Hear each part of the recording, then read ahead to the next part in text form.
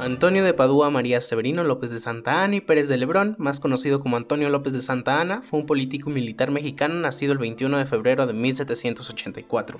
Este Hebrón no solo es conocido por tener el nombre más largo del mundo, sino que también es muy conocido por haber ocupado la presidencia de México en múltiples ocasiones. Los libros de texto de la SEP dicen que se perpetró en el poder en 11 ocasiones. El Instituto Nacional de Estudios Históricos de las Revoluciones de México, mejor conocido como la FUNSAM de FERP, sostiene que solo fueron 6. Mientras sean peras o manzanas, a nuestro amigo aparte de su pierna solo le faltaba el bigotito porque era todo un dictador. Sus padres fueron Antonio López de Santa Anna y Pérez y Manuela Pérez de Lebrón y Cortés. Gracias a esto sabemos que el nombre de Santa Anna no se lo dieron por lindo, sino por venganza. Santa Anna, como lo llamaremos para fines prácticos, al igual que muchos de los grandes personajes de la historia de México, fue un joven aristócrata de ascendencia española. Y cuando te sientas mal por no haber conseguido nada en la vida a tus 20 años, recuerda que él consiguió ingresar como cadete en el Ejército Real de la Nueva España a los 16.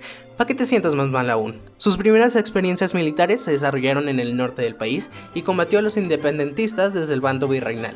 Este man cambia de bando y de ideas como de calcetas, así como en el México contemporáneo. Censura antes de que me funen, pero bueno. Fue hasta 1821 que inició su carrera como político para seguir escalando en esta pirámide llamada vida, y en ese mismo año se consagró el primer imperio mexicano gracias a Iturbide. Comparte si quieres que hablemos de él. Es a finales de 1822 cuando Antonio López de Santa Anna encabezó la sublevación republicana que derrocó al régimen autocrático de Iturbide y abrió el proceso para convertir a México en una república federal. En pocas palabras, se chingó Iturbide. Este proceso le sirvió a Antonio para convertirse en el Gallo de México, y en 1829, en la famosísima batalla de Tampico, logró repeler el intento de reconquista español, lo que de por sí, si ya era respetado como militar, con esta hazaña se la sacó, la puso sobre la mesa y se convirtió en general de división, y le valió para tener mucha influencia en la vida política de México. Es en 1833 cuando llegó por primera vez a la presidencia, una de tantas, ¿verdad? La realidad es que tan solo de 1833 a 1835 asumió y se dio el cargo en 4 ocasiones, dándonos así una primera probada de cómo serían sus mandatos. Como ya se los había adelantado, este men cambia de ideas como de calcetas y nuestro héroe actuaba como todo un populista. Empezó gobernando con los federalistas anticlericales, permitiendo las reformas liberales de su vicepresidente Valentín Gómez Farías, también un personaje muy conocido de la historia de México, like si quieres que hablemos de él. Luego se alió con los conservadores, centralistas y católicos, con los que tenía mayor afinidad, y en 1835 suprimió el régimen federal, aplastando por la fuerza a sus defensores. El centralismo fue una de las gotas que derramó el vaso en Texas, y los nada racistas tejanos anglosajones que años antes habían invadido el territorio mexicano reclamaban mayor autonomía. Santa Anna, como todo un capo, los ignoró, y eso fue lo que les dio la excusa perfecta para rebelarse. Santa Anna se trasladó a Texas y ganó la batalla del Álamo, pero los rebeldes, apoyados por el País de las Libertades, ganaron la guerra apenas un mes después en la batalla de San Jacinto. Santa Anna fue hecho prisionero y es en este preciso momento de la historia en el que se le arruinaría la carrera a nuestro querido Antonio. Ya en Washington, a los ojos de Andrew Jackson, el guerrero inmortal de Zempoala, víctima del intrínseco miedo humano a la muerte, decide firmar los tratados de Velasco en los que México reconocía la independencia de Texas. Antonio regresó a Veracruz una vez que había perdido su prestigio militar, la presidencia y su ya escasa popularidad. 2 años después, con la primera intervención francesa en la conocida como la Guerra de los Pasteles, Santa Anna vio la oportunidad de redimirse y mostrar de lo que estaba hecho. En Veracruz se quedó sin patita gracias a la guerra, y también gracias al ostentoso funeral de su pierna, los mexicanos conectaron que él dio su pata por la patria, por lo que debía ser presidente una vez más en 1839 por la ausencia de Bustamante. A nuestro pequeño Antonio le llegó la pubertad del dictador y se hizo del poder nuevamente de 1841 a 1842, pero al no tener ni idea de cómo manejar un país, lo obligaron a dejar el poder y murió.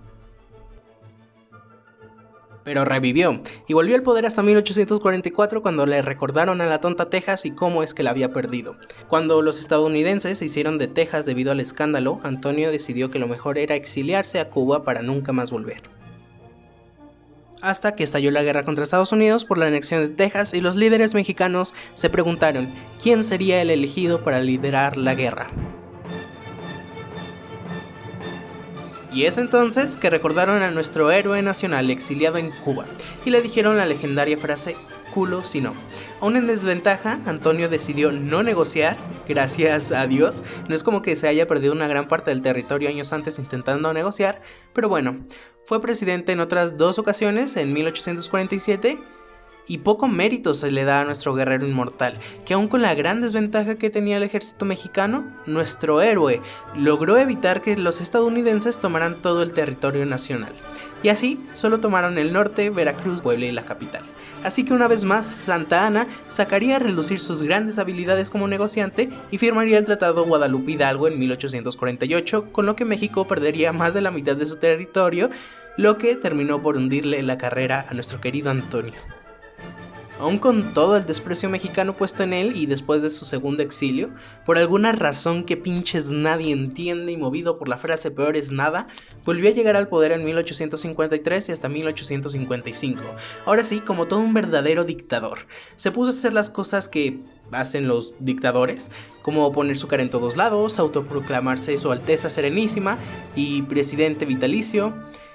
Otras cosas como vaciar las arcas públicas, un poco de corrupción, persecución política, lo clásico pues. Fue derrocado en 1855 por obvias razones y se fue exiliado a Colombia para nunca más volver. Hasta que volvió, en 2 ocasiones, pero ahora sí ya nadie lo quería. Fin. Tuvo la muerte que solo un traidor a la patria podría tener.